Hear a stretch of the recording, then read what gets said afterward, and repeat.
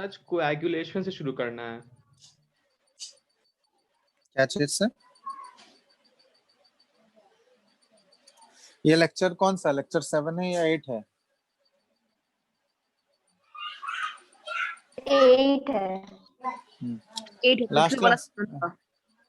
हाँ last class में कहाँ तक बताए थे? ये शायद ये बताए थे ना तुम लोग को, इलेक्ट्रोकाइनेटिक पोटेंशियल या फिर जीटा पोटेंशियल। यस सर, वही बताया। चलो आज इसमें एक टॉपिक बच गया है, कोगुलेशन या फ्लक्चुएशन वाला, ठीक है? तो देख लेते हैं हम लोग क्या है। कोगुलेशन या फिर फ्लक्चुएशन या फिर इसी को प्रेसिपिटेशन भी बोला जाता है,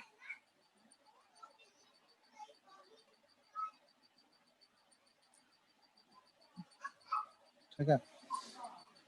तो इसमें देखो इसके अकॉर्डिंग है क्या एक्चुअली कोगुलेशन, मतलब ये हम लोग देख चुके हैं कि अगर लियोफोबिक सोल को, क्योंकि वो अनस्टेबल होता है, तो लियोफोबिक सोल को अगर स्टेबलाइज करना है तो कुछ स्टेबलाइजर्स ऐड करना पड़ता है। मतलब कुछ स्टेबलाइजर्स इन द मींस क्या हुआ कि उसमें कुछ some amount of electrolyte mix किया जाता है ताकि वो स्टेबल हो सके, ठीक है? लेकिन वही अगर इलेक्ट्रोलाइट एक्सेस में प्रेजेंट हो जाएगा ना, बहुत ज्यादा हायर कंसेंट्रेशन में अगर इलेक्ट्रोलाइट को डाल दोगे, तो वो पार्टिकल्स क्या करेगा, सोल के पार्टिकल्स जो है या कोलोइडल पार्टिकल्स जो है, वो आयंस को क्या करेगा, जो अपोजिटली चार्ज आयंस है ना, उसको अपनी तरफ अट्रैक्ट करके वो धीरे धीरे न्यूट्रल होके प्रेसिपिटेट बनाने लगेगा, न्यूट्रलाइज होके नीचे एग्रीगेट होने लगेगा। मतलब न्यूट्रल बन के वो धीरे धीरे कंबाइन नीचे जाके सेटल होगा और धीरे धीरे छोटे छोटे पार्टिकल्स कंबाइन करके, न्यूट्रल पार्टिकल्स कंबाइन करके एक प्रेसिपिटेट के फॉर्म में आ जाएंगे, ठीक है? फाइनली प्रेसिपिटेट बना लेगा वो। तो उसी प्रोसेस को हम लोग बोलते हैं कोगुलेशन या फिर फ्लक्चुएशन। तो एक्चुअली यहाँ पे लिख दे रहे हैं कि presence of small amount of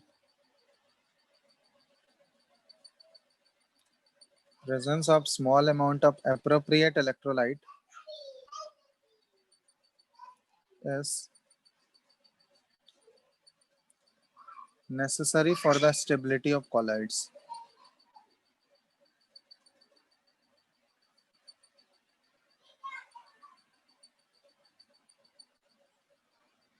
However,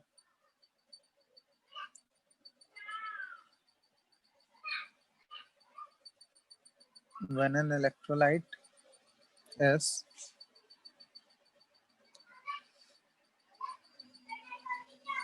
added in larger concentration,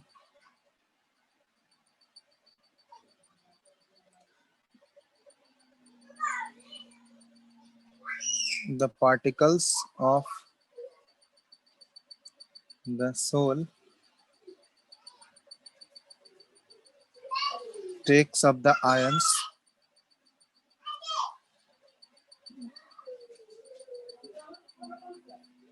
which are oppositely charged and thus get neutralized.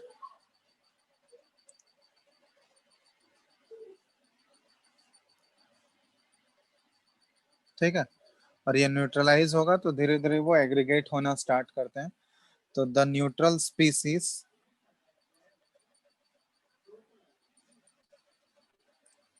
then start aggregating, giving particles of larger size which are finally precipitated.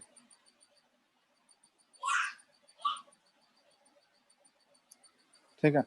और इसी process को बोलते हैं हम लोग coagulation या फिर fluctuation, ठीक है? इसके लिए एक टर्म है, डिफाइन कर देते हैं इसको। जैसे प्रॉपर डेफिनेशन अगर लिखना है कोगुलेशन का, तो ऐसे लिख सकते हैं हम लोग कि the process of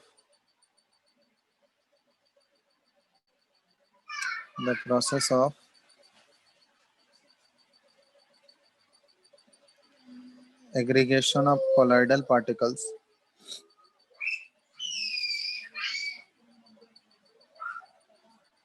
into an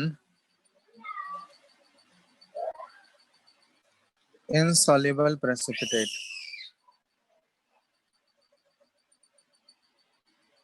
by the addition of some suitable electrolyte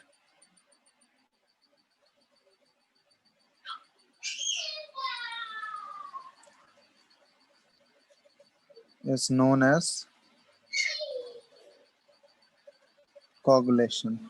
ठीक है, तो उसको हम लोग कोगुलेशन बोलते हैं। और जो सुटेबल इलेक्ट्रोलाइट उसमें ऐड किया जाता है कोगुलेशन काउज करने के लिए, इस इलेक्ट्रोलाइट को बोलते हैं हम लोग, the electrolyte used is called coagulating agent. ठीक है, और जो इलेक्ट्रोलाइट यूज किया जाता है वो कोगुलेटिंग एजेंट होता है। ठीक है, तो ये हुआ प्रॉपर डेफिनेशन कोगुलेशन का। अब इसमें फ्लोक्यूलेशन वाला टर्म क्या होता है? तो फ्लोक्यूलेशन, अगर ये स्पेशल टर्म है कोगुलेशन का, at lower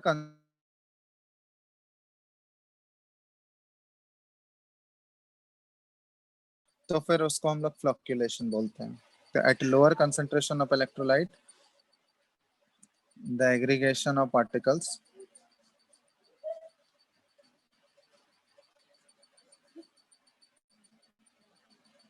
is called at flocculation। ठीक है, तो ये है फ्लक्चुएशन और कोगुलेशन, बस थोड़ा सा डिफरेंस है, मतलब स्पेशल टर्म है फ्लक्चुएशन कि अगर लोअर कंसंट्रेशन ऑफ इलेक्ट्रोलाइट पे अगर प्रेसिपिटेट का फॉर्मेशन हो रहा है तो उसके लिए हम लोग बोल देते हैं, उसको फ्लक्चुएशन बोलते हैं। ठीक है, अब देखो कोगुलेशन कैरी आउट कराने के लिए, कोगुलेशन मेनली किसके लिए बात कर रहे हैं हम लोग? लियोफोबिक सोल के लिए, क्योंकि लियोफिलिक सोल तो ऑलरेडी स्टेबल होते हैं, तो उनमें कोई इलेक्ट्रोलाइट ऐड करने का जरूरत है नहीं। तो कोगुलेशन मेनली जो होता है वो लियोफोबिक सोल्स के लिए ही होता है। ठीक है, अब कोगुलेशन जो है वो फॉलोइंग वेज, मतलब मेथड्स कौन कौन से यूज करते हैं कोगुलेशन कॉज करने के लिए, तो वो हम लोग देखते हैं। Methods that can be used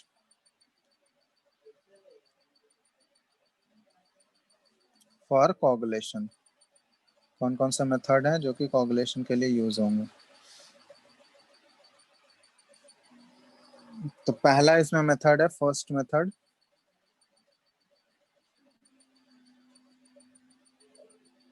by electrophoresis. ये ऑलरेडी इलेक्ट्रोफोरेसिस प्रोसेस तो बता चुके हैं लास्ट क्लास में। हेलो, टाइम में भी पढ़े थे। हाँ, इलेक्ट्रोफोरेसिस पढ़े हो गए ना, ये लास्ट क्लास में तो बताए ही थे। इलेक्ट्रोफोरेसिस एक्चुअली ये जो मेथड या ये जो फेनोमेनन यूज किया जाता है वो चार्ज पार्टिकल्स को आइडेंटिफाई करने के लिए कि कोलॉइडल पार्टिकल्स के ऊपर कौन सा चार्ज है वो आइडेंटिफाई करने के लिए। और इलेक्ट्रोफोरेसिस में ये भी बताए थे कि अगर इलेक्ट्रिकल चार्ज अप्लाई करोगे तो जो चार्ज पार्टिकल्स हैं वो अपोजिट इलेक्ट्रोड्स की तरफ भागते हैं। अगर वो पॉजिटिवली चार्ज है तो वो नेगेटिव इलेक्ट्रोड की तरफ जाएगा, और वहां पे वो क्या करता है, नेगेटिव इलेक्ट्रोड के पास जाने के बाद वो डिस्चार्ज होता है, मतलब न्यूट्रलाइज होता है, और उसके बाद धीरे धीरे वो क्या होगा, न्यूट्रल बनेगा। तो धीरे धीरे वो जाके नीचे सेटल होते जाएगा और कंबाइन करते करते छोटे छोटे पार्टिकल्स कंबाइन करके वो प्रेसिपिटेट बनाने लगेंगे। समझ में आ रहा है ना? तो पहला जो प्रोसेस है, या इलेक्ट्रोफोरेसिस भी एक मेथड हो सकता है कोगुलेशन कॉज करने के लिए लियोफोबिक सोल्स में। ठीक है, ये ऑलरेडी ये प्रोसेस हम लोग देख चुके हैं। तो पहला तो ये तरीका हो गया। दूसरा, by mixing two oppositely charged souls। ठीक है, तो जैसे मान लो कि कोई एक सोल लिए हम लोग पॉजिटिवली चार्ज है, उसको अगर नेगेटिवली चार्ज सोल के साथ मिक्स कर दोगे तो क्या होगा, दोनों एक दूसरे को न्यूट्रलाइज कर देंगे, और जैसे ही वो न्यूट्रलाइज होगा वो नीचे जाकर सेटल होगा, और धीरे धीरे वो कंबाइन करके एक बड़ा एग्रीगेट होना स्टार्ट होगा धीरे धीरे, और एग्रीगेट होते होते वो क्या हो जाएगा, फाइनली प्रेसिपिटेट का फॉर्मेशन हो जाएगा वहां पर। ठीक है, तो अगर दो अपोजिटली चार्ज सोल को हम लोग अगर मिक्स कर दिए तो उससे भी क्या होगा, न्यूट्रलाइजेशन प्रोसेस होगा, और न्यूट्रलाइजेशन होने के बाद फाइनली वो प्रेसिपिटेट बनाने लगेगा। ठीक है, तो इस प्रोसेस को बोला जाता है म्यूचुअल कोगुलेशन, क्योंकि उसमें दो अपोजिटली चार्ज है म्यूचुअली कोगुलेट होता है, मतलब दोनों के पार्टिकल्स कोगुलेट होंगे, है ना। तो इसको म्यूचुअल कोगुलेशन भी बोला जाता है, म्यूचुअल कोगुलेशन। ये हो गया दूसरा। थर्ड जो तरीका है इसमें बाय बॉइलिंग, बॉयल करके भी कोगुलेशन कॉज किया जा सकता है। बॉइलिंग में क्या होता है कि जैसे ही बॉयल करोगे किसी भी कोलाइडल पार्टिकल्स को या कोलाइडल सॉल्यूशन को, तो उसके पार्टिकल्स जो एनर्जी गेन करेंगे, और एनर्जी गेन करेंगे तो वो बहुत तेजी से वाइब्रेट करेगा या बहुत तेजी से उसका कॉलिजन बढ़ जाएगा, क्योंकि मॉलिक्यूल्स बहुत ही फास्ट मूव करना स्टार्ट कर देंगे, तो उनका आपस में जो कॉलिजन है तो वो बढ़ जाएगा। कॉलिजन बढ़ने की वजह से क्या होगा कि धीरे धीरे वो अपना चार्ज सेट करने लगेगा। जैसे मान लो एक बार टकराया वो, तो टकराने से क्या होगा, तो उसका जो चार्ज है उसके ऊपर वो थोड़ा थोड़ा शेड होना स्टार्ट होगा नीचे, ठीक है। और जैसे ही शेड होगा तो धीरे धीरे उसका चार्ज रिड्यूस होते जाएगा, समझ में आ रहा है। उसका मैग्नीट्यूड जो होगा चार्ज का वो धीरे धीरे कम होते जाएगा, और अगर वो कम होते जा रहा है तो धीरे धीरे एक ऐसा टाइम होगा जब हम लोग इंक्रीज किए जा रहे हैं टेम्परेचर, तो एक ऐसा टाइम आएगा कि वो अपना चार्ज पूरा लूज कर चुका होगा और वापस वो क्या हो जाएगा, न्यूट्रल हो जाएगा। और न्यूट्रल जैसे ही होगा तो वो नीचे सेटल होने लगेगा और आपस में कंबाइन करके एक प्रेसिपिटेट का फॉर्मेशन कर लेगा, ठीक है। तो बॉइलिंग करके भी क्या होता है कि बॉइलिंग करने से क्या होता है कि उसके कोलाइडल पार्टिकल्स जो है उनका मोशन फास्ट हो जाता है, इंक्रीज। और मोशन अगर फास्ट होगा तो उनका कोलिजन जो है आपस में वो बहुत ज्यादा बढ़ जाएगा, और कोलिजन बढ़ने की वजह से अपने चार्ज वो शेड करने लगते हैं, और शेड करने से उनका चार्ज रिड्यूस होगा, और रिड्यूस होगा तो वो धीरे धीरे नीचे जाके वो सेटल होंगे प्रेसिपिटेट के फॉर्म में। सर एलम एक इलेक्ट्रोलाइट है। Alum, yes sir.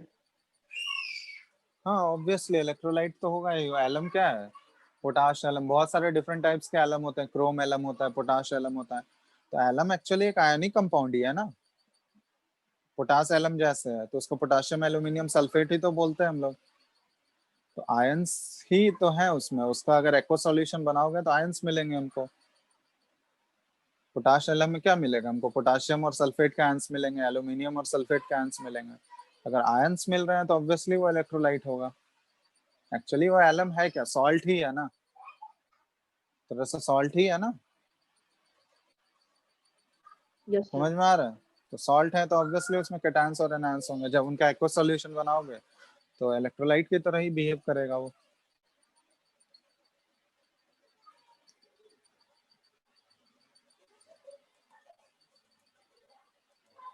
ठीक है। हेलो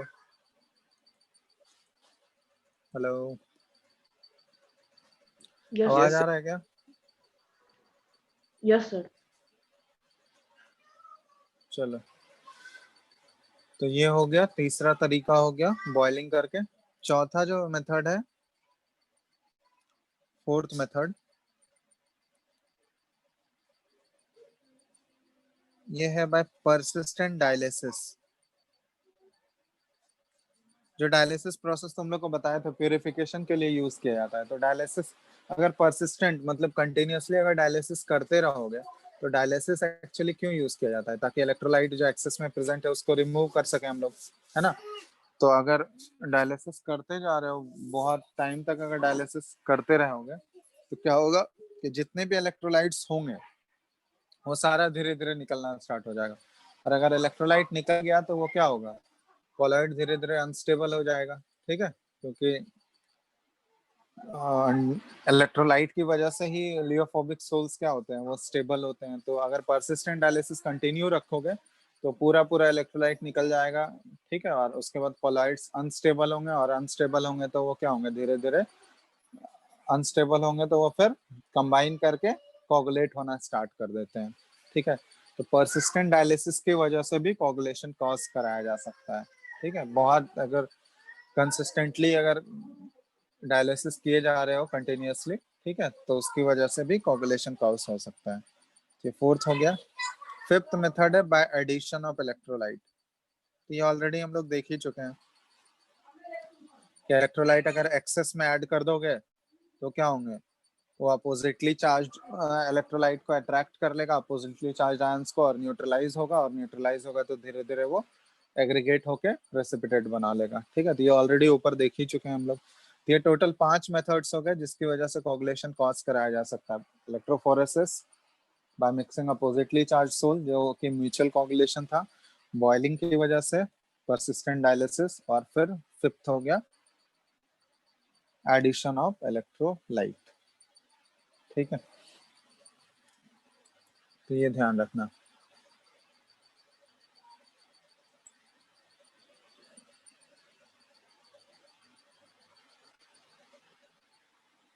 अब इसमें एक टर्म होता है जिसको बोलते हैं हम लोग कोगुलेशन वैल्यू या फिर फ्लोक्युलेशन वैल्यू।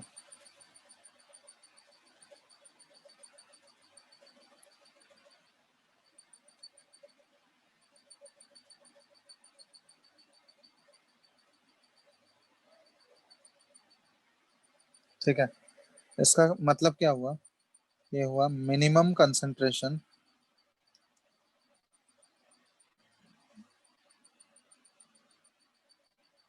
of electrolytes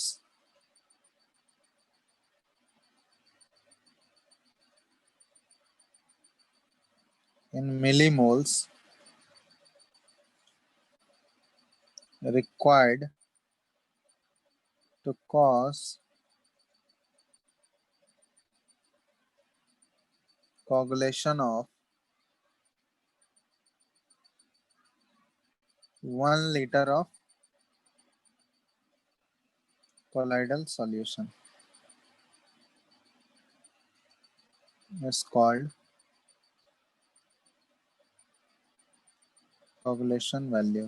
ठीक है, तो ये है कितना मिनिमम कंसंट्रेशन चाहिए इलेक्ट्रोलाइट का ताकि वो कोगुलेशन कॉज कर दे। 1 लीटर कोलोइडल सॉल्यूशन को वो कोगुलेट कर देगा, तो उस वैल्यू को बोला जाता है कोगुलेशन वैल्यू या फिर flocculation value.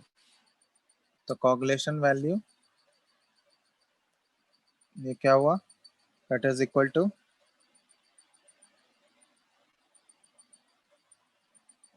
millimoles of electrolyte by volume of colloidal solution। Volume of, ठीक है, तो ये चीज होता है, तो ये ध्यान देना। पावर जो होता है ना किसी भी आयन का coagulation power inversely proportional to coagulation value होता है। मतलब कोगुलेशन वैल्यू जितना ज्यादा उसका कोगुलेटिंग पावर उतना कम होगा। ठीक है, सर इसको यूनिट क्या होगा किसका? कोगुलेशन पावर का? वो जो वैल्यू कोगुलेशन पावर उसका एक्चुअली वो नंबर में यूज करते हैं। जैसे इसमें एक टर्म आता है जैसे गोल्ड नंबर भी हम लोग यूज करते हैं। ठीक है, वो वॉल्यूम के टर्म में भी होता है। तो इसमें एक टर्म देखोगे जैसे गोल्ड नंबर आता है, तो गोल्ड नंबर देखोगे बहुत जगह तुमको मिलेगा गोल्ड नंबर। तो एक्चुअली नंबर के फॉर्म में ही होता है। ठीक है, जैसे गोल्ड नंबर को ऐसे डिफाइन किया गया है कि द नंबर ऑफ मिलीग्राम्स, ठीक है, the number of milligrams of the protective colloid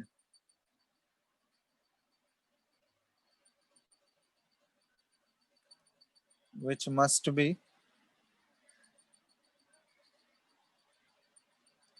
added to 10 cc मतलब 10 cubic centimeter of a given gold sol so as to prevent its precipitation by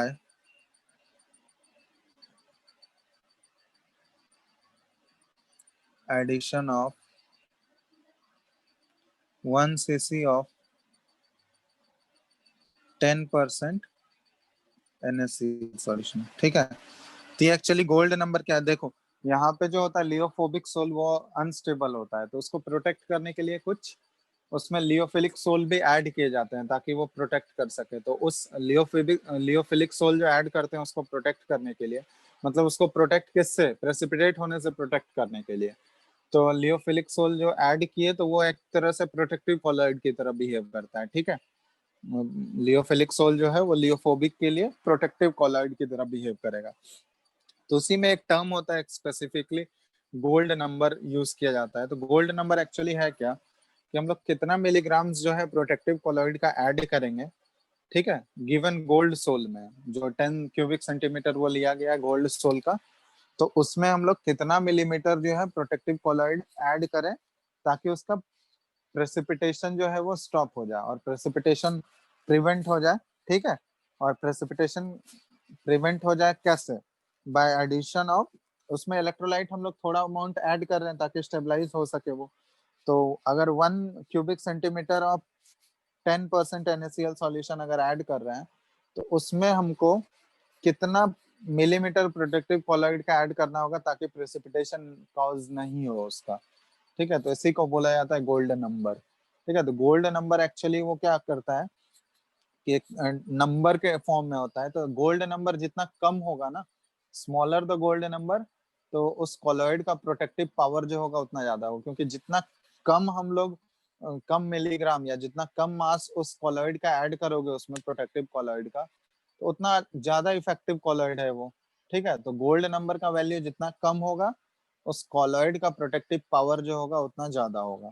तो इसको हम लोग ऐसे लिख सकते हैं कि smaller the gold number,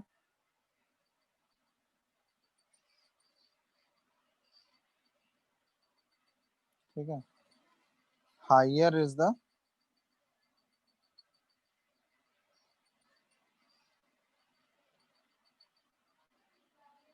protective power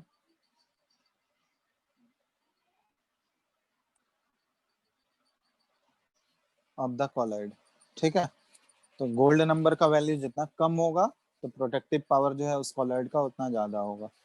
तो यही है गोल्ड नंबर, कहीं कहीं देखोगे गोल्ड नंबर एक्चुअली एक टर्म यूज किया जाता है, तो इसका यही मतलब है।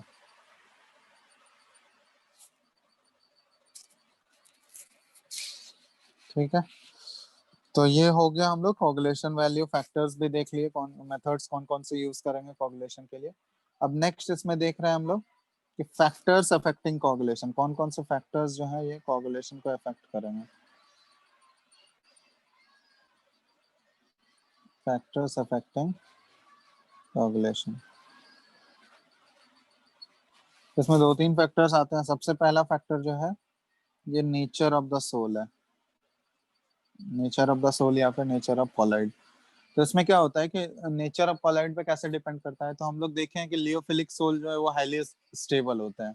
तो देयरफॉर जो है अगर लियोफिलिक सोल को हमको कोगुलेट करना है तो वो आसानी से कोगुलेट नहीं हो पाएगा, एक सुटेबल इलेक्ट्रोलाइट उसमें ऐड करना होगा तभी जाके उसका कोगुलेशन करा सकते हैं, वो भी बहुत डिफिकल्ट होगा। लेकिन लियोफोबिक सोल को आसानी से कोगुलेट किया जा सकता है। तो वही वही चीज यहाँ पे लिख सकते हैं हम लोग कि लियोफिलिक soul is highly stable.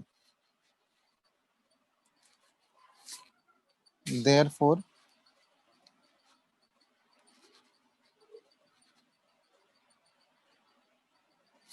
it coagulates only on the addition of a suitable electrolyte.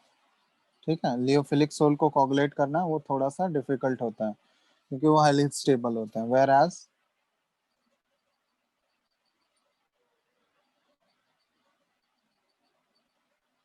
लियोफोबिक sol can easily be coagulated. तो लियोफोबिक सोल को जो है आसानी से कोगुलेट कराया जा सकता है। ठीक है, तो ये ध्यान रखना। तो ये पहला हो गया, नेचर ऑफ द सोल पे डिपेंड करेगा कोगुलेशन। ठीक है, दूसरा होता है nature of electrolyte.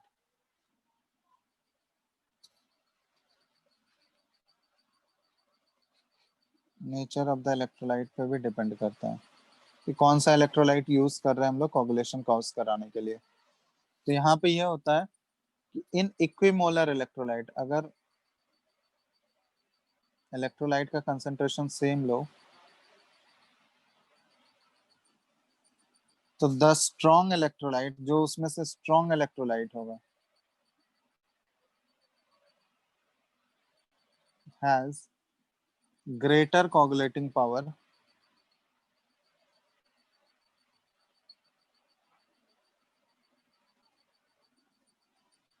Then weak electrolyte. ठीक है, तो अगर इक्विमोलर इलेक्ट्रोलाइट लिए हैं उसमें, उन सबका मोलैरिटी अगर सेम है, तो उसमें जो स्ट्रॉन्ग इलेक्ट्रोलाइट होगा ना, उनका कोगुलेटिंग पावर जो होगा वो ज्यादा होगा as compare to weak electrolyte. ठीक है, जैसे एग्जांपल अगर हम लोग बात करें, मान लो एक एग्जांपल ले रहे हैं, एक है 0.1 मोलर, एक KCl ले लिए, और 0.1 मोलर HCOH फॉर्मिक एसिड ले लिए। अब बताओ तो इन दोनों में किसका कोगुलेटिंग पावर ज्यादा होगा, बता सकते हो? KCl, पोटेशियम KCl का, है ना, पोटेशियम क्लोराइड, क्योंकि ये एक स्ट्रॉन्ग इलेक्ट्रोलाइट है, क्योंकि ये पूरा 100% आयनाइज हो जाएगा अपने आयंस में। लेकिन HCOH फॉर्मिक एसिड जो है ये पार्शियली आयनाइज होता है, तो इसलिए वीक इलेक्ट्रोलाइट होगा तो उसका कोगुलेटिंग पावर कम हो जाएगा as compare to strong electrolyte. ठीक है, तो ये नेचर ऑफ द इलेक्ट्रोलाइट पे भी डिपेंड करता है कोगुलेटिंग पावर। तीसरा जो होता है ये है, इसमें यूज करते हैं हम लोग, एक हार्डीज क्लूज रूल है। ठीक है, इसमें देखोगे हार्डीज क्लूज रूल बोलते हैं इसको, SCH।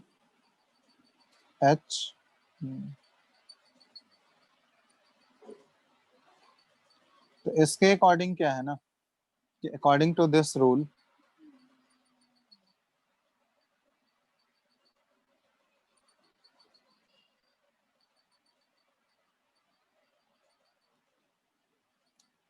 greater is the valency of coagulating ion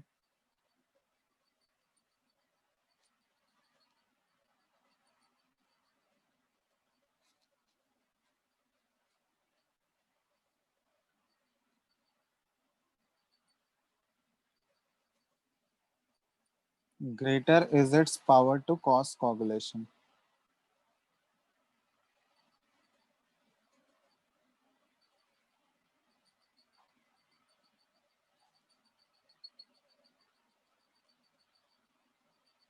ठीक है, मतलब जितना ज्यादा वैलेंसी होगा कोगुलेटिंग आयन का, उसका पावर जो होगा ना कोगुलेशन कॉज करने का पावर उतना ज्यादा होगा। ठीक है, तो यहाँ पे हम लोग वैलेंसी के टर्म में देखेंगे, जितना ज्यादा वैलेंसी होगा, इधर पॉजिटिव, अगर पॉजिटिव आयंस की बात कर रहे हैं तो उसमें भी जितना ज्यादा पॉजिटिव चार्ज होगा उसका कोगुलेटिंग पावर उतना ज्यादा होगा, और अगर नेगेटिव आयंस अनायंस की बात कर रहे हैं तो उसमें भी नेगेटिव चार्ज जितना ज्यादा होगा तो उसका कोगुलेटिंग पावर उतना ज्यादा होगा। तो यहाँ पे ऐसे रिलेशन बोला गया है कि कोगुलेटिंग पावर जो होता है ना, power that is directly proportional to valency, मतलब वैलेंसी के स्क्वायर के डायरेक्टली प्रोपोर्शनल होता है। तो यहाँ पे जैसे हम लोग आयंस की बात करें, जैसे कैटायंस की बात करें, Al3+ है, Mg2+ है, और Na+ है। इन तीनों आयंस में अगर तुमको कंपेयर करना हो कि कोगुलेटिंग पावर किसका सबसे ज्यादा होगा, बताओ तो। ज्यादा होगा, हम्म सबसे ज्यादा एल्यूमिनियम का होगा। तो जितना ज्यादा वैलेंसी उसका कोगुलेटिंग पावर उतना ज्यादा, मतलब जितना ज्यादा पॉजिटिव चार्ज उतना ज्यादा कोगुलेटिंग पावर। अब अगर हम लोग नेगेटिव नेगेटिव आयंस की बात करें, अनायंस की बात करें, तो जैसे मान लो FeCN6 4-, ठीक है, दूसरा है PO4 3-, SO4 2-, और Br-। OH तो अब इन आयंस में अगर हमको कंपेयर करना है किसका कोगुलेटिंग पावर ज्यादा है, तो जितना ज्यादा नेगेटिव चार्ज कोगुलेटिंग पावर उतना ज्यादा। तो ये भी ऑर्डर हो जाएगा कोगुलेटिंग पावर। ठीक है, तो यही है हार्डीज क्लूज रूल। हाँ बोलो। तो इसका रीजन क्या है? रीजन ये है कि जितना ज्यादा चार्ज होगा ना, तो वो क्या करेगा, उतना ज्यादा न्यूट्रलाइज करने का कोशिश करेगा। समझ में आ रहा है? जो कोलाइडल पार्टिकल्स हैं उसके ऊपर जितना ज्यादा पॉजिटिव चार्ज होगा उतना ज्यादा न्यूट्रलाइजेशन वो कॉज कर सकता है ना।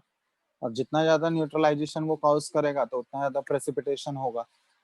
तो वही चीज है कि जितना ज्यादा से ज्यादा पॉजिटिव चार्ज होगा या नेगेटिव चार्ज होगा वो उतना ज्यादा स्पीसीज को या उतने ज्यादा कोलाइडल पार्टिकल्स को न्यूट्रलाइज कर सकता है एक टाइम पे। ठीक है, और जिसकी वजह से वो प्रेसिपिटेशन क्या हो जाएगा, वो फास्ट हो जाएगा। ठीक है, तो ये हो गया कोगुलेशन से रिलेटेड या फ्लक्चुएशन से रिलेटेड ये टॉपिक्स हैं। तो ये भी हो गया कंप्लीट, कोगुलेशन या फ्लक्चुएशन। और तो कुछ बचा नहीं। देख लेना एक बार, एनसीईआरटी से पढ़े हो इसको? Yes sir. तो ये हो ही गया, कोगुलेशन वाला भी से पार्ट कंप्लीट है। गोल्ड नंबर दिया हुआ है एनसीईआरटी में? नहीं, गोल्ड नंबर एनसीईआरटी में नहीं है, बट क्वेश्चंस पूछा गया है, ऐसा देखना। क्वेश्चंस पूछा जाता है, जेई मेंस में भी पूछा गया है, जेई मेंस में ही मेनली एक दो बार पूछा गया है। देखना प्रीवियस ईयर में ये क्वेश्चन मिल जाएगा गोल्ड नंबर से रिलेटेड, या बुकलेट में भी क्वेश्चंस दिया हुआ है। एनसीईआरटी में इसका मेंशन नहीं किया हुआ है गोल्ड नंबर।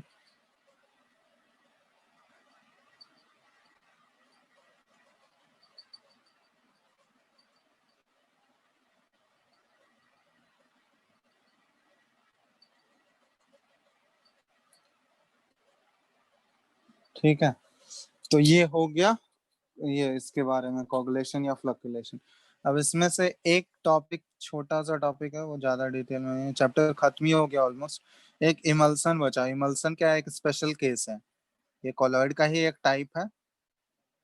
इसको सेपरेटली हम लोग पढ़ते हैं, मतलब कॉलॉइड का ही एक स्पेशल टाइप है। तो इसको डिफाइन किया गया है, heterogeneous mixture of immiscible liquids. ठीक है, अगर दो इमिसिबल लिक्विड ले लोगे तो उसका अगर हेट्रोजीनियस मिक्सचर बनाए हम लोग तो उसको इमल्सन्स बोला जाता है। ठीक है, अब इमल्सन्स ये उतना डिटेल में नहीं है। ठीक है, इमल्सन्स के बारे में जस्ट बेसिक ही जानना है, डिटेल में नहीं है इसके बारे में। तो दो टाइप के इमल्सन होते हैं। ठीक है, इमल्सन का ये तो डेफिनेशन हो गया। टू टाइप्स होते हैं इमल्सन के। टाइप्स क्या क्या होंगे, एक होता है ऑयल इन वाटर वाला। ठीक है, ऑयल डिस्पर्स्ड इन वाटर। ठीक है, इसको ओ डब्ल्यू टाइप भी बोला जाता है।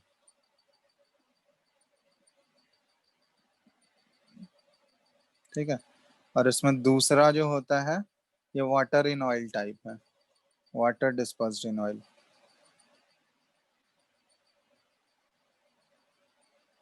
ठीक है, डब्ल्यू बाय ओ टाइप। तो इन दोनों में फर्क क्या है, वाटर इन ऑयल और ऑयल? तो ऑयल डिस्पर्स्ड इन वाटर मतलब ऑयल हो गया तुम्हारा डिस्पर्स्ड फेज और वाटर हो गया डिस्पर्सन मीडियम। और सेकंड वाले केस में क्या है, वाटर डिस्पर्स्ड इन ऑयल मतलब वाटर हो गया डिस्पर्स्ड फेज और ऑयल हो गया डिस्पर्सन मीडियम। समझ में आया? तो यहाँ पे हम लोग ऐसे लिख सकते हैं कि in the first case, in the first system ऐसे लिख लो, वाटर जो है ये डिस्पर्सन मीडियम की तरह काम कर रहा है, water acts as a dispersion medium. ठीक है, इसका एग्जाम्पल क्या क्या हो जाएगा, ये फर्स्ट वाले केस का, मिल्क हो गया।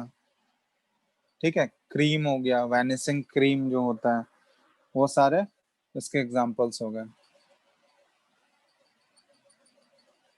Cream etcetera. Oil in water type का है ये, ऑयल इन वाटर। और सेकंड टाइप जो है water in W O type, इसमें क्या होता है बताओ? सेकंड टाइप में क्या होगा, कौन डिस्पर्सन मीडियम की तरह एक्ट करेगा? Oil acts as a dispersion medium. ठीक है, और इसका जो कॉमन एग्जांपल्स होता है, ये बटर है, ये कॉमन एग्जांपल इसका बटर है, ठीक है। बटर हो गया, क्रीम हो गया, ये क्रीम दोनों में कॉमन ही आ जाएगा, ठीक है। तो ये थोड़ा सा इसमें डिफरेंस है बस, तो ये ध्यान देना, वाटर इन ऑयल टाइप या फिर ऑयल टाइप। अब इसमें एक और टर्म होता है जिसको हम लोग इमल्सिफायर्स बोलते हैं या इमल्सिफाइंग एजेंट्स। तो एक्चुअली क्या होता है ना कि इमल्सन्स अनस्टेबल होते हैं, तो क्या करोगे अगर बहुत देर तक उसको छोड़ दोगे तो वो धीरे धीरे क्या होंगे, दो लेयर्स में सेपरेट हो जाएंगे, ठीक है। एक लेयर बन जाएगा सेपरेशन का, तो वो लेयर के नीचे दूसरा होगा और उसके ऊपर दूसरा, तो एक तरह से सेपरेट हो जाता है। तो वो क्या हो जाएगा, अनस्टेबल होता है, इसलिए बहुत टाइम तक छोड़ने पे वो सेपरेट हो जाएंगे। तो इसलिए उसको स्टेबलाइज करने के लिए क्या होता है ना, एक तीसरा कंपोनेंट ऐड किया जाता है जिसको इमल्सिफाइंग एजेंट्स बोलते हैं या फिर इमल्सिफायर्स बोलते हैं, ठीक है। तो एक्चुअली इमल्सिफायर्स क्या है, तो यहाँ पे ऐसा लिख देते हैं कि इमल्सन्स आर अनस्टेबल, ठीक है। Emulsions are unstable,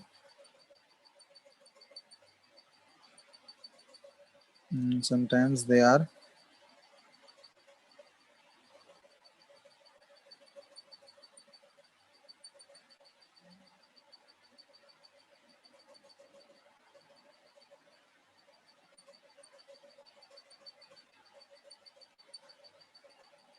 separated into two layers for standing on standing, therefore for stabilizing an emulsion,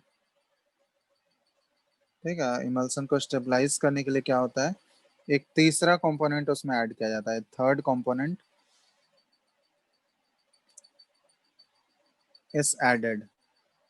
और उस थर्ड कंपोनेंट को क्या बोला जाता है, जो ऐड किया गया है उसमें, इमल्सिफायर बोला जाता है उस इमल्सिफायर्स, या फिर इमल्सिफाइंग एजेंट्स भी बोलते हैं, इमल्सिफाइंग एजेंट, ठीक है। तो इमल्सिफायर्स क्या होता है सर? वही तो बता रहे हैं, जो इमल्सन्स को स्टेबल करने के लिए जो कंपोनेंट या जो सब्सटेंस ऐड किया जाता है उसी को बोलते हैं इमल्सिफायर्स या फिर तो इमल्सिफाइंग। डीमल्सिफायर्स, हाँ, डीमल्सिफायर्स। डी इमल्सिफायर्स मतलब उसको डिस्टेबलाइज करने के लिए जो सब्सटेंस ऐड करेंगे, ठीक है। सेपरेट करने के लिए जो सब्सटेंस ऐड करेंगे वो डी इमल्सिफायर हो गया। तो इसमें प्रिंसिपल इमल्सिफाइंग एजेंट्स जो होते हैं ना, ऑयल इन वाटर टाइप के लिए, ठीक है। ऑयल इन वाटर इमल्सन्स को स्टेबल करने के लिए इसमें जो प्रिंसिपल इमल्सिफाइंग एजेंट यूज किए जाते हैं वो है प्रोटीन्स, गम्स, फिर सिंथेटिक सोप्स हो गए, ठीक है। ये इसके लिए इमल्सिफायर की तरह एक्ट करेगा, ठीक है। वाटर इन ऑयल, ये ऑयल इन वाटर टाइप के लिए। उसी तरह वाटर इन ऑयल टाइप के लिए, वाटर इन ऑयल इमल्सन्स के लिए हो गया heavy metal salts of fatty acid, ठीक है। ये देख लेना एक बार, बुक में भी दिया हुआ है, heavy metal salts of fatty acid, ठीक है। इसमें लॉन्ग चेन अल्कोहल्स, तो ये सारे होगा एटसेट्रा। ये एक तरह से इमल्सिफायर्स की तरह ये काम कर रहा है। दोनों दोनों अलग अलग टाइप्स के इमल्सन्स के लिए अलग अलग इमल्सिफाइंग एजेंट्स यूज किए जाते हैं, ठीक है। तो ये होगा, तो बस इमल्सन्स के बारे में इतना ही जानना है, ठीक है। और कुछ नहीं है इसमें कुछ खास, बस बेसिक ये जानना है कितने टाइप्स के होते हैं, ठीक है। इसको डिटेल में नहीं करना है, ये एक्चुअली एक स्पेशल टाइप है, कॉलॉइड का ही स्पेशल टाइप है, ठीक है। तो कॉलॉइड्स के बारे में ऑलरेडी हम लोग डिटेल में बहुत सारा चीज कर चुके हैं। इसके बाद देखना एप्लीकेशन वाला पार्ट दिया हुआ है इसमें, एनसीईआरटी देखना ओपन करके, उसमें कॉलॉइड का एप्लीकेशन वाला पार्ट, डेली लाइफ में जो कॉलॉइड्स का एप्लीकेशन है कहाँ कहाँ होता है, वो सारा चीज दिया हुआ है। Blue colour of the sky जो है वो कॉलॉइड्स की वजह से ही होता है, डस्ट पार्टिकल और वाटर जो सस्पेंडेड है वो लाइट को स्कैटर करते हैं, तो ब्लू लाइट जो है वो आँख तक पहुंचता है। ये सारा चीज है। फिर ब्लड जो है वो भी एक कोलॉइडल सब्सटेंस है हमारा। सॉइल जो है, ठीक है, तो वो भी कोलॉइडल नेचर का होता है। तो ये सारा एक बार देख लेना। इसमें एप्लीकेशन ऑफ कोलॉइड कहाँ कहाँ यूज किया जाता है, एप्लीकेशन कोलॉइड का, ये इंपॉर्टेंट है। कि electrical precipitation of smoke, smoke को जो प्यूरिफाई करने के लिए प्रेसिपिटेटर यूज किया जाता है, उसमें भी कोलॉइड का ही एप्लीकेशन है। प्यूरिफिकेशन ऑफ ड्रिंकिंग वाटर, तो जो यूज करते हैं हम लोग, जैसे एलम बहुत जगह देखे होंगे, प्यूरिफाई करने के लिए एलम ऐड किया जाता है। तो एलम क्या करता है, वो क्या करेगा, जो सस्पेंडेड पार्टिकल्स हैं, डस्ट पार्टिकल, उसको कोगुलेट करने के लिए यूज किया जाता है। ठीक है, सस्पेंडेड इम्प्यूरिटीज हैं उसको वो कोगुलेट कर देगा और उसको वो सेपरेट कर देगा कोगुलेट करके। तो ये सारे एप्लीकेशन है कोगुलेशन, ये कोलोइडल पार्टिकल्स के। मेडिसिन में भी बहुत सारे मेडिसिन जो है वो कोलोइडल नेचर के होते हैं। ठीक है, मिल्क ऑफ मैग्नीशिया हो गया, ये सारा चीज। फिर cleansing action of soap and detergent, ये ऑलरेडी देख ही चुके हो कोलोइडल सॉल्यूशन में। पेंट, इंक, सिंथेटिक रबड़, ये सारा चीज भी कोलोइडल का ही एग्जांपल है, कोलोइडल सॉल्यूशन का। ठीक है, ये सारा एप्लीकेशन है डेली लाइफ में, कहाँ पे कोलोइडल सॉल्यूशन को अप्लाई कर सकते हैं हम लोग। तो हो गया, एक बार इसको एक बार पढ़ लेना अच्छे से। एनसीईआरटी में ये पूरा डिटेल में दिया गया है इसका एप्लीकेशन वाला पार्ट। ठीक है, कहाँ डेली लाइफ में यूज होता है एप्लीकेशन, और एग्जांपल्स क्या है, डेली लाइफ के एग्जांपल्स क्या है कोलॉइड के। ठीक है, तो हो गया, ये चैप्टर हो ही गया कंप्लीट पूरा। नेक्स्ट क्लास से तुम लोग का कौन सा चैप्टर स्टार्ट करना है बताओ तो। एक बार इसको रीडिंग मार लेना अच्छे से एनसीईआरटी में। ठीक है, क्योंकि सारे केमिकल टॉपिक्स कवर हो इक्विलिब्रियम। चुके हैं। केमिकल इक्विलिब्रियम स्टार्ट करना है। वहां पे तुम लोग का 11th गैसेस स्टेट तक हो गया है ना उधर। गैसेस स्टेट कंप्लीट यस हो गया था सर। ना। तो गैसेस स्टेट अगर हो गया था, ठीक है, तब केमिकल इक्विलिब्रियम ही स्टार्ट करते हैं नेक्स्ट क्लास से। कोई डाउट है क्या किसी को? हाँ बोल। सर हलवा कैसे कोलॉइड है? क्या चीज? सर एनसीईआरटी में एग्जांपल में दिया हुआ है कि हलवा इज आल्सो कोलॉइड।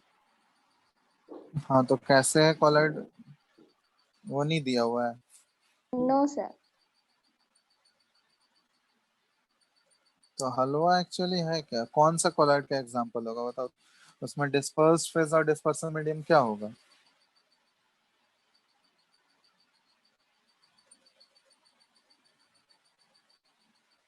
बताओ।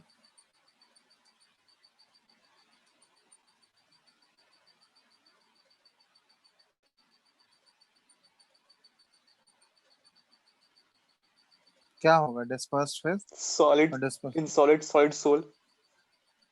ये तो एक्चुअली मिक्सचर वो, ही हो सकता है ना।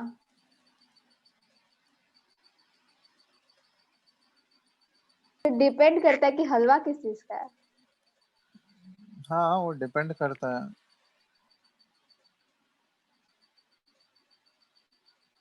वो अगर, अब वो कैसे बोल सकते हैं, मतलब होमोजीनियस, होमोजीनियस होता है क्या पूरा? हम्म,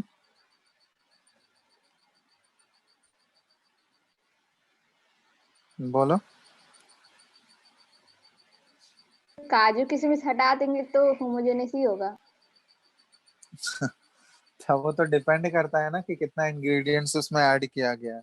अगर सिर्फ जो है वाटर और शुगर और जिस चीज का हलवा बनाना है वो ऐड करोगे, तब तो फिर वो एक टाइप का होमोजीनियस ही होगा।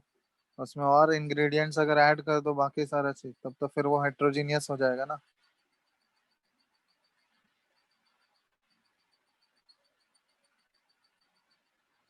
ठीक है। सर आइसक्रीम का भी एग्जांपल दिया हुआ है। हाँ, आइसक्रीम भी तो एक तरह से होमोजीनियस तो नहीं होता है। उसमें अगर वो सारा चीज अगर ऐड करो, तो एक तरह से होमोजेनियस नहीं होगा। जैसे क्रीम वाले जितने भी पार्टिकल्स हैं वो सारे तो कॉलॉइड में ही आता है ना, जैसे बटर हो गया, क्रीम हो गया, ये सारा चीज तो सारे कोलाइडल सॉल्यूशन ही तो हो गए। मिल्क हो गया, बटर हो गया, आइसक्रीम्स हो गया, fruit juices in fact colloidal solution होता है। फ्रूट का जो जूस होता है वो भी इनफैक्ट कोलाइडल सॉल्यूशन है।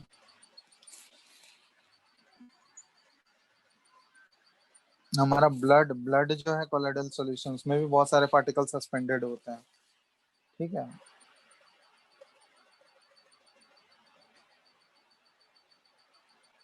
Sir electro dispersion of metals क्या होता है? इलेक्ट्रो इलेक्ट्रो आवाज डिस्पर्शन ऑफ मेटल्स। डिस्पर्सन मतलब मेटल्स का सेपरेशन। Electro dispersion.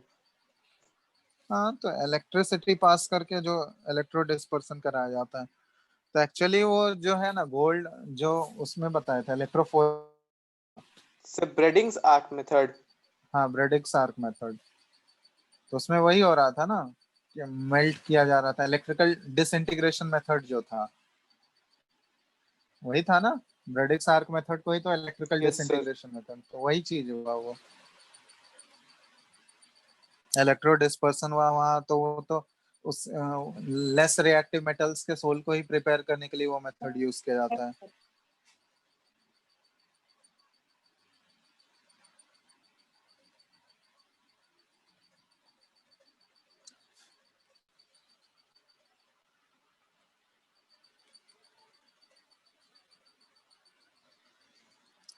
तो नेक्स्ट क्लास से वही स्टार्ट करना है ना तुम लोग का, केमिकल इक्विलिब्रियम में। बताओ। Yes sir. तो नेक्स्ट क्लास से बाकी लोग क्लास करेगा या तुम ही तीनों करोगे फिर?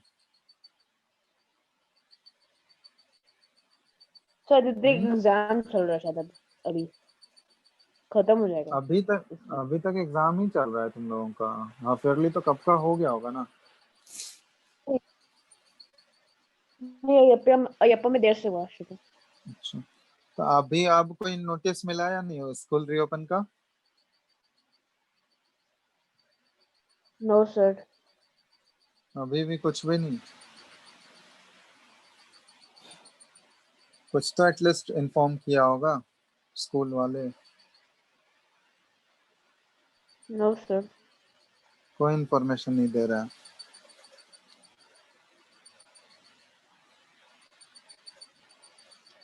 ठीक है फिर, चलो तो ये चैप्टर हो ही गया। तुम लोग एक बार एनसीईआरटी पढ़ लेना अच्छे से, ठीक है। क्वेश्चंस बुकलेट तो है ही, बना लेना, क्योंकि थ्योरी एक बार अच्छे से पढ़ लोगे तो क्वेश्चंस बन ही जाएंगे आसानी से। इसमें कुछ कैलकुलेशन है नहीं कुछ वैसा। ठीक है, तो नेक्स्ट क्लास से फिर केमिकल इक्विलिब्रियम में स्टार्ट करते हैं। किसी को कोई प्रॉब्लम है क्या? तो वही चैप्टर सबसे सही है। ठीक है। Hello. Okay sir. No sir. चलो, तो फिर केमिकल इक्विलिब्रियम ही इन्फॉर्म कर देना बाकी लोगों को भी, तो अगर अटेंड करने का होगा पढ़ने का तो कर लेगा ज्वाइन नेक्स्ट क्लास से। ठीक है। Thank you sir. चलो ठीक है, थैंक यू सर। ठीक है, thank you. Thank you sir. चलो थैंक यू।